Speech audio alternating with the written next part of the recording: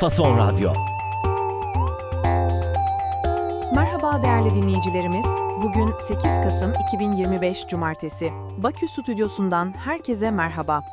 Fason Radyo'da Azerbaycan'dan haberler programına hoş geldiniz. Ben Özlem. Mən də Əli.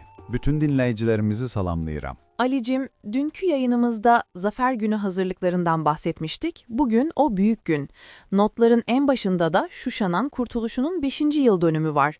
Bütün Azerbaycan'da bir bayram havası var sanırım. Bəli, tam olaraq elədir. Bugün Azərbaycanın mədəniyyət paytaxtı Şuşanın işğaldan azad edilməsinin 5-ci il dönümüdür. 8 noyabr 2020-ci il Vətən müharibəsinin dönüş nöqtəsi olmuşdu.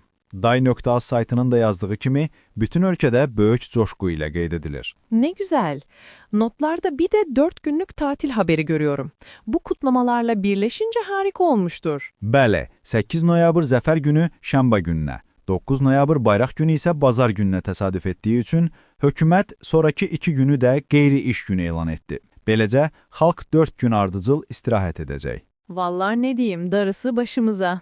Bizde de bayramlar hafta sonuna gelince hep bir hayıflanma olur. Şimdi bu kutlamaların yanında notlarında BBC Azerbaycanca'dan daha eleştirel bir analiz de var. Zafer, Azerbaycan'a ne getirdi diye sormuşlar. Bəli, bu fərqli bir baxışdır. BBC-nin analizində deyilir ki, zəfərin gətirdiyi milli qürura baxmayaraq, ölkədə sosial-iqtisadi problemlər və insan haqları ilə bağlı narahatlıqlar davam edir. Xalqın zəfərdən sonraki gözləntiləri ilə mövcud vəziyyət arasındakı fərqlərə diqqət çəkirlər. Bir dakika, gözlenti ne demek Ali? Bizdeki gözlem gibi bir şey mi? Yox, tam olaraq deyil. Gözlənti, yəni bəklənti. Xalqın zəfərdən sonraki bəkləntiləri, ümidləri mənasında. Ha, anladım. Yani zafer sonrası halkın beklentileri tam olarak karşılanmamış diyor BBC. Bu da önemli bir nokta tabii. Peki bölgedeki duruma bakalım biraz da. Rusya'dan bir açıklama var notlarında. Bəli, elədir. Azadlıq Radiosunun xəbərinə görə Rusiya Xarici İşlər Nazirliyi Bakı ilə İrəvan arasında normallaşma prosesi üçün tərəflərin hələ görəcəyi çox iş olduğunu bəyan edib. Yəni, qalıcı sülh üçün hələ qət ediləcək xeyli məsafə var. Dinleyicilerimize hatırlatalım, Azadlık Radyosu daha bağımsız ve muhalif bir yayın çizgisine sahip. Bu haberin yanında yine aynı kaynaktan 2 tane de iç siyaset haberi var. Biri muhalefet partisine yönelik sanırım. Bəli, Azərbaycan Xalq Cəbhəsi Partiyasının Nizami Rayon Təşkilatının sədr müavini 30 günlük inzibati həbs cəzası alıb. Partiya bunu siyasi sifariş adlandırır. Anladım. Diğer haber ise daha geniş bir analiz gibi duruyor. Azerbaycan eski elitten temizleniyor başlığını atmışlar. Ne demek bu? Bu, Carnegie Politika portalında yayınlanan bir analizdir. Yazıda deyilir ki, hakimiyyət konsolidasiya prosesində Ramiz Mehdiyev kimi köhnə və güclü elitanı təsfiyə edir. Tesfiye.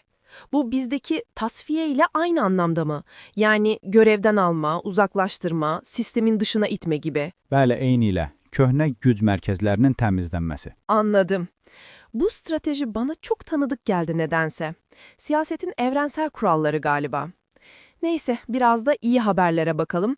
Ekonomi notlarında SOCAR'dan bir gelişme var. Bəli, Azərbaycan Dövlət Neft Şirkəti SOCAR, Çinin mühəndislik nəhəngi Sinopeclə bir çərçivə sazişi imzalayıb. Bu, gələcəkdəki potensial əməkdaşlıqlar üçün önəmli bir addır. Anlaşıldı. Enerji alanında yeni işbirlikleri yolda demek ki. Ali, bugünkü notlar için çok teşekkürler. Zafer gününün coşkusundan siyasetteki hararetli tartışmalara yine dolu dolu bir gündemdi. Mən təşəkkür edirəm Özlem. Fason Radyo'da Azerbaycan'dan haberlerin bugünlük sonuna geldik. Yarın yine aynı saatte buluşmak üzere. Hoşça kalın.